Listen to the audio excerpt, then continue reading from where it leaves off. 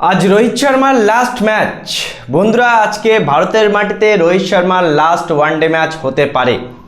আজকে ভারত বনাম আফগানিস্তানের মধ্যে তৃতীয় ওয়ানডে ম্যাচটা শুরু হতে যাচ্ছে বন্ধুরা দুপুর 1:30টা থেকে চেন্নাইতে। ভারত আগেই 2-0 এই ওয়ানডে সিরিজটা জিতে গিয়েছিল।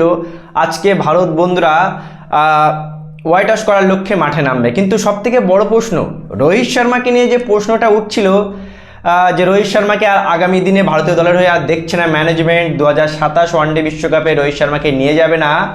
বন্ধুরা, আমার মনে হচ্ছে এবং অনেকেই বলাবলি করছে যে ভারতের মাটিতে হয়তো রোহিত শর্মার এটা লাস্ট ওয়ানডে ম্যাচ। তার কারণ রোহিত শর্মা এর পরে ঠিক পরে ভারতীয় দল জুলাই মাসে 3 ম্যাচ ওয়ানডে সিরিজ খেলতে কিন্তু ইংল্যান্ডে যাবে। আর আমরা শুনতে পাচ্ছি ইংল্যান্ডের মাটিতেই নাকি ওই সিরিজটা রোহিত শর্মার লাস্ট ওয়ানডে সিরিজ হতে পারে। দেখো ভাই, এটা ক্লিয়ার যে গৌতম গম্ভীর, অজিত আগারকার বা বিসিসিআই এরা কিন্তু 2027 ওয়ানডে বিশ্বকাপ পর্যন্ত রোহিত শর্মাকে নিয়ে যেতে চাচ্ছে না।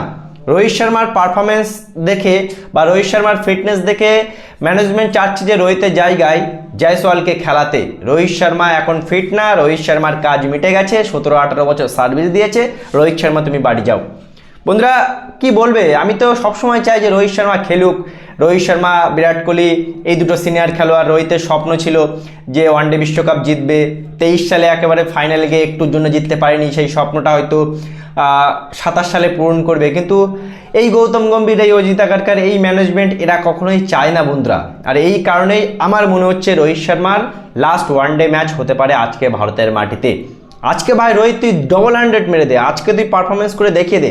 আজকে যদি রোহিত শর্মা আজকেও যদি রোহিত শর্মা পারফরমেন্স না করতে পারে বন্ধুরা, তাহলে রোহিত শর্মার আর জায়গা আমি দেখছি না ভারতীয় দলে। তার কারণ রোহিত শর্মাকে তাড়াবেই, চক্রান্ত করা হয়ে গেছে, প্ল্যানিং করা হয়ে গেছে। এমনকি বলি ভারতীয় মিডিয়ায়ও এটা শুরু হয়ে গেছে যে রোহিত শর্মাকে এবার বিশ্রাম দাও ভাই, রোহিত শর্মা আর পারফরমেন্স করতে পারছে না, রোহিত শর্মা ফিট না, রোহিত শর্মাকে বসিয়ে দাও।